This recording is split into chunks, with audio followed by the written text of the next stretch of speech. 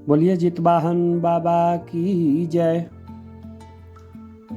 एक बार नैमिषारण्य के निवासी ऋषियों ने संसार के कल्याणार्थ सूत जी से पूछा, हे सूत जी, कलिकाल में लोगों के बालक किस तरह दीर्घायु होंगे, सो कहिए। सूत जी बोले, जब द्वापर का अंत और कलयुग का प्रारंभ था, उसी समय बहुत सी शोकाकुल स्त्रियां आपस में सलाह की कि क्या इस कली काल में माता के जीवित रहते पुत्र मर जाएंगे। जब वे आपस में कुछ निर्णय नहीं कर सकी तो गौतम जी के पास पूछने के लिए गई। जब उनके पास पहुंची तो उस समय गौतम जी आनंद के साथ बैठे थे। उनके सामने जाकर मस्तक झुकाकर प्रणाम किया। तदंतर स्त्रियों ने पूछा, हे प्रभु, इस कलयुग में लोगों के पुत्र किस तरह जीवित रहेंगे, इसके लिए कोई व्रत या तप हो तो कृपा करके बताइए। इस तरह उनकी बात को सुनकर के गौतम जी बोले,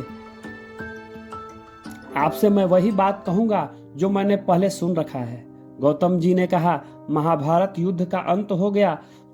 द्रोण पुत्र अश्वत्थामा के द्वारा अपने बेटों को मरा देखकर पांडव बड़े दुखी हुए। तो पुत्र के शोक से व्याकुल होकर द्रौपदी अपने सखियों के साथ ब्राह्मण श्रेष्ठ धौम्य के पास गई और उसने धौम्य से कहा, हे विपेंद्र, कौन सा उपाय करने से बच्चे दीर्घायु हो सकते हैं, कृपा करके हमें कहें। धौम्य बोले, सतयुग में सत्य वचन बोलने वाला, सत्य आचरण करने वाला समदर्शी जीमुत वाहन नामक एक राजा था। एक बार वह अपनी स्त्री के साथ अपने ससुराल गया, वहीं रहने लगा। एक दिन आधी रात के समय पुत्र के शोक से व्याकुल कोई स्त्री रोने लगी, क्योंकि वह अपने बेटे के दर्शन से निराश हो चुकी। पुत्र मर चुका था। वह रोती हुई कहती थी, हाय, मुझ बूढ़ी माता के समान ने मेरा बेटा मरा जा रहा है।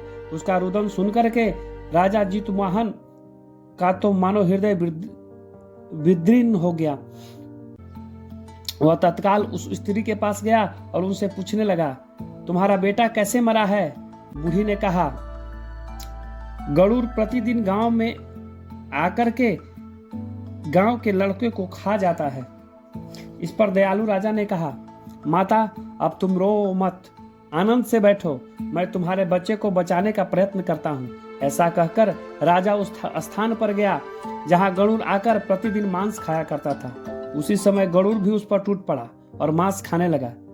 जब अतिशय तेजस्वी गरुड़ ने राजा के बायां अंग खा लिया तो झपट कर राजा ने अपना दाहिना अंग फेर करके गरुड़ के सामने रख दिया। यह देखकर गरुड़ जी ने कहा, तुम कोई देवता हो? कौन हो तुम? मनुष्य तो नहीं जान पड़ते। अच्छा, अपना जन्म और कुल बताओ। पीड़ा से व्याकुल मन वाले राजा ने कहा, हे पक्षीराज, इस तरह के प्रश्न करना व्यर्थ है। तुम अपनी इच्छा भर मेरा मांस खाओ। यह सुनकर गरुड़ रुक गए और बड़े आदर से राजा के जन्म और कुल की बात पूछने लगे। राजा ने कहा, मेरी माता का नाम सव्या है और मेरे पिता का नाम शालिवाहन है। सूर्यवंश में मेरा जन्म हुआ है और मेरा नाम जीमुत वाहन है। राजा की दयालुता देखकर गरुड़ ने कहा, हे महाभाग, तुम्हारे मन में जो अभिलाषा है वह कहो, वर मांगो। राजा ने कहा, हे पक्षीराज, यदि आप मुझे वर दे रहे हैं तो वर दीजिए कि आपने अब तक जिन प्राणियों को खाया है वह सब जीवित हो जाएं। हे स्वामीन, अब से आप यहाँ बालकों को न खाएं और कोई ऐसा उपाय करें जहाँ जो उत्पन्न हो वे लोग बहुत दिन तक जीवित रहें। धौम्य ने कहा कि पक्षीराज गरुड़ राजा को वरदान दे करके स्वयं अमृत के लिए नागलोक चले गए। वहां से अमृत लाकर उन्होंने मरे हुए मनुष्यों की हड्डियों पर बरसाया। ऐसा करने से वे सभी लोग जीवित हो गए जिनको पहले गरुड़ ने खाया था। राजा के त्याग और गरुड़ की कृपा से वहां गांव वाले को बहुत कष्ट दूर हो गया। उस समय राजा के शरीर की शोभा दुगनी हो गई। राजा की दयालुता देखकर गरुड़ ने फिर कहा, मैं संसार के कल्याणार्थ एक और वरदान दूंगा। आज अश्विन मास की कृष्ण पक्ष की सप्तमी रहित शुभ अष्टमी तिथि है। आज ही तुमने यहाँ की प्रजा को जीवन दान दिया है। हे वत्स, अब से इस दिन ब्रह्मा भाव हो गया है, जो मूर्ति भेद से विविध नामों से विख्यात है। वही त्रिलोक से पूजित दुर्गा अमृत प्राप्त करने के अर्थ में जीवित पुत्रिका कहलाई है। सो इस तिथि को जो स्त्रियां उस जीवित पुत्रिका की कुश और की आकृति बना करके तुम्हारा पूजन करेंगी तो दिन उनका सौभाग्य बढ़ेगा, वंश की बढ़ोतरी होगी। हे महाभाग, इस विषय पर मैंने विचार करने की आवश्यकता नहीं है। हे राजन, सप्तमी रहित और उदया तिथि की अष्टमी को व्रत करें, यानी सप्ती विष्ट अष्टमी जिस दिन हो उस दिन व्रत न कर शुद्ध अष्टमी को व्रत करें और नवमी में पारण करें। यदि इस पर ध्यान न दिया गया तो फल नष्ट हो जाएगा और सौभाग्य तो अवश्य ही नष्ट हो जाएगा। जितुवाहन को इस तरह वरदान दे करके गरुड़ वैकुंठ धाम को चले गए और राजा ने अपनी पत्नी के साथ अपने नगर में वापस चले आए। धौम्य द्रौपदी से कहते हैं, हे देवी, मैंने यह अतिशय दुर्लभ व्रत तुमको बताया है। इस व्रत को करने से बच्चे दीर्घायु होते हैं। हे देवी, तुम भी पूर्वोक्त विधि से यह व्रत और दुर्गा जी का पूजन करो तो तुम्हें अभिलाषित फल प्राप्त होगा। मुनिराज धौम की बात सुनकर के द्रौपदी के हृदय में एक प्रकार का कौतूहल उत्पन्न हुआ। पूर्वासीन स्त्रियों को बुलाकर उनके साथ यह उत्तम व्रत किया।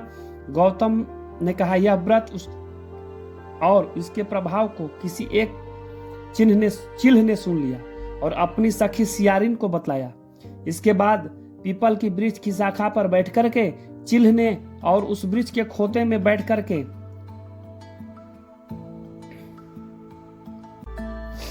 सियारिन ने भी व्रत किया। फिर वह चिल्ह किसी उत्तम ब्राह्मण के मुख से यह कथा सुनाई और पीपल के खोते में बैठी हुई सखी को सुनाया। सियारिन ने आधी कथा सुनी थी, उसे भूख लग गई। वह उसी समय 100 से भरे हुए श्मशान में जा पहुंची और वहां उसने इच्छा भर मांस खाया, भोजन किया और चिल्ही बिना कुछ खाए पिए रह गई। सवेरा हो गया। सवेरे वह गौशाला में गई और वहां गौ का दूध पिया। इस तरह नौवीं में उसने पारण किया। कुछ दिन के बाद वे दोनों मर गई और अयोध्या में किसी धनी व्यापारी के घर जन्मी। संयोग से उन दोनों का जन्म एक ही घर में हुआ, जिसमें सियारिन ज्येष्ठ हुई और चिल्ही छोटी हुई। वे दोनों सभी शुभ लक्षणों से युक्त थी, इसीलिए बड़ी लड़की काशीराज के और छोटी उनकी मंत्री के साथ अग्नि के सामने विधि पूर्वक ब्याही गई। पूर्व जन्म के कर्म फल से वह मृगनयनी रानी हुई। जिस किसी भी संतान को उत्पन्न करती थी वह मर जाती थी और पूर्व जन्म की बात को स्मरण करने वाली मंत्री की पत्नी ने अष्टवसुओं से सदृश तेजस्वी 8 बेटे उत्पन्न किए और सभी के सभी जीवित रह गए। अपनी बहन के पुत्रों को जीवित देख करके ईर्ष्यावश राजपत्नी ने अपने स्वामी से कहा, यदि तुम मुझे जीवित रखना चाहते हो तो इस मंत्री के पुत्रों को भी उसी जगह भेज दो जहां मेरे बेटे गए हैं, अर्थात उन्हें मार दो। यह सुनकर राजा ने अपने मंत्री के पुत्रों को मारने के लिए कई प्रकार के उपाय किए, पर मंत्री पत्नी ने जीवित पुत्रिका के पुण्य बल से बचा लिया। एक दिन राजा ने अपने आदमियों से उन पुत्रों का सिर कटवा करके पिटारी में रखवाया और पिटारी उनकी मंत्री पत्नी के पास भेज दिया, किंतु वे 8 सिर बेशकीमती ज्वारात में हो गए और भले चंगे 8 लड़के अपने माता के पास वापस चले आए। उनको जीवित देख करके राजपत्नी को बड़ा विस्मित हुआ। अंत में वह मंत्री पत्नी के पास गई और उनसे पूछा, बहन, तुम कौन सा ऐसा पुण्य किया है जिससे बार बार मारे जाने पर भी तुम्हारे बेटे नहीं मरते हैं? इस पर मंत्री की पत्नी ने कहा, पूर्व जन्म में मैं चिल्ही थी, तुम सियारिन थी। हमने और तुमने साथ साथ जीवित पुत्रिका का व्रत किया था। तुमने व्रत के नियमों को भली भांति पालन नहीं किया था और मैंने किया था। इसी दोष से हे बहन, तुम्हारे बेटे नहीं जीते हैं। और राजरानी, अब तुम भी उस जीवित पुत्रिका व्रत करो, तुम्हारे बेटे दीर्घायु होंगे। मैं तुमसे सच सच कह रही हूँ। इस कथा के अनुसार रानी ने व्रत किया, तभी से उसके कई बेटे सुंदर और दीर्घायु होकर बड़े बड़े राजा हुए। सूत जी कहते हैं, इसी प्रकार का आनंद देने वाला मैंने यह दिव्य व्रत बतलाया है। स्त्रियां चिरंजीवी संतान चाहती हैं तो विधि पूर्वक यह व्रत को करें। इस व्रत के करने से दीर्घायु संतान होती है और अकाल मृत्यु का भय खत्म हो जाता है। तो इस व्रत को जरूर करना चाहिए। बोलिए जितवाहन बाबा की जय।